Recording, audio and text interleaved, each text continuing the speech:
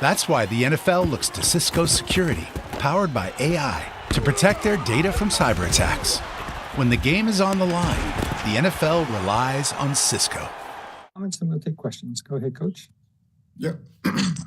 Look, still felt the same way after watching the film. Just a very disappointing performance overall.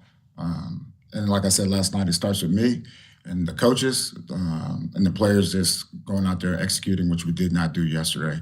I would say offensively, the turnovers continue to be an issue. Protection continues to be an issue. And then also, the penalties. And it was from the very start. I think we had 4 or 5 penalties in the first quarter, which, we've seen this at certain times during the season. I thought we had it corrected, but obviously not. And it comes down to really just focus and concentration, especially when you're on the road. And, it's the pre-snap stuff, the operational things that, you get frustrated by, but we had to clean that up. Defensively, did a better job in the run game, but then you give up the big plays. And we knew where they wanted to throw the ball, and we knew that they had some fast guys out there, and we just weren't able to go out there and get in the windows that we've talked about all week. Had to do a better job there, and I would say just our tackling.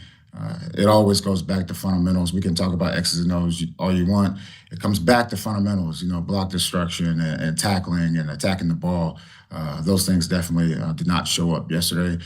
And special teams, I would say special teams, besides the missed field goal, nothing of note there. But just overall, we have to get better, and that starts this week. It's a weird week with Thanksgiving being on Thursday, but we have to work. We have to go out there and practice.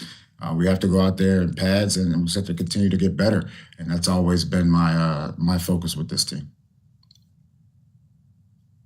Open up for questions. We'll start with Doug Kyde, followed by Sophie Weller. Morning, Jerod. I apologize for background noise. I'm in an airport. But Jonathan Jones and Kyle Duggar both talked about players not being locked in last night and maybe a lack of focus.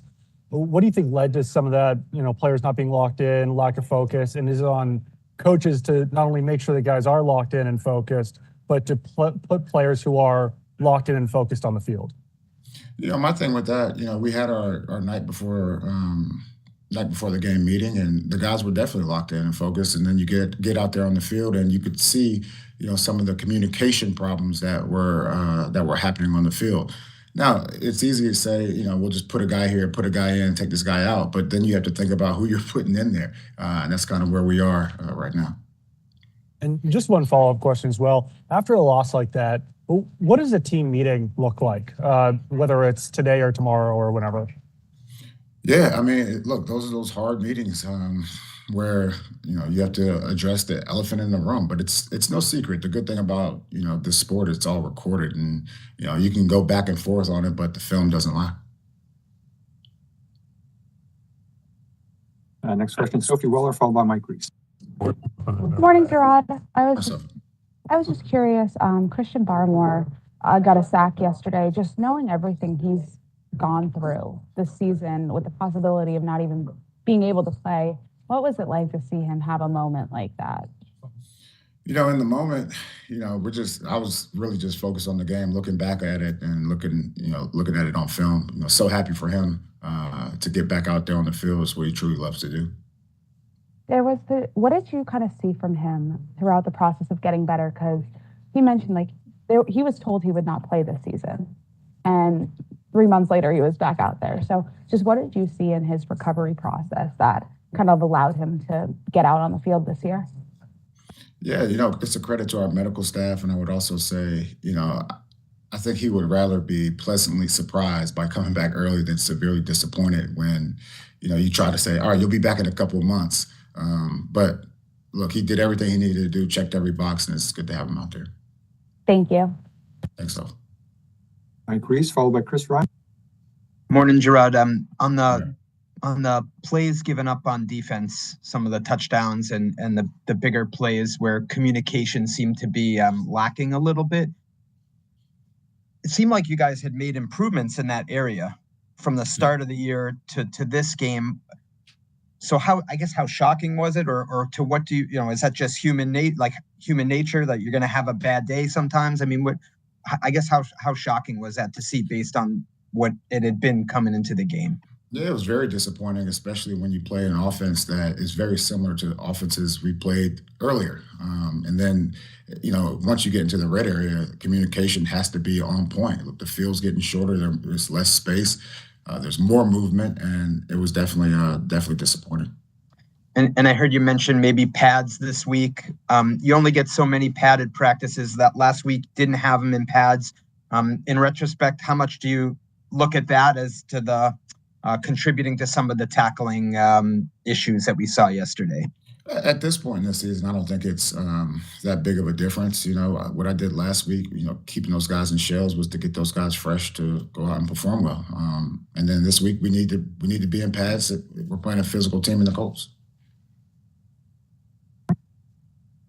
Chris Ryan, followed by Dakota Randall. Hey, Jerod, hope all is well with you. Big theme, obviously, for you throughout the course of the year has been continuing to, get better as a group. And I'm curious, do you feel the team has gotten considerably better throughout the course of the season? And did you take a step backwards, perhaps, with that Miami game overall?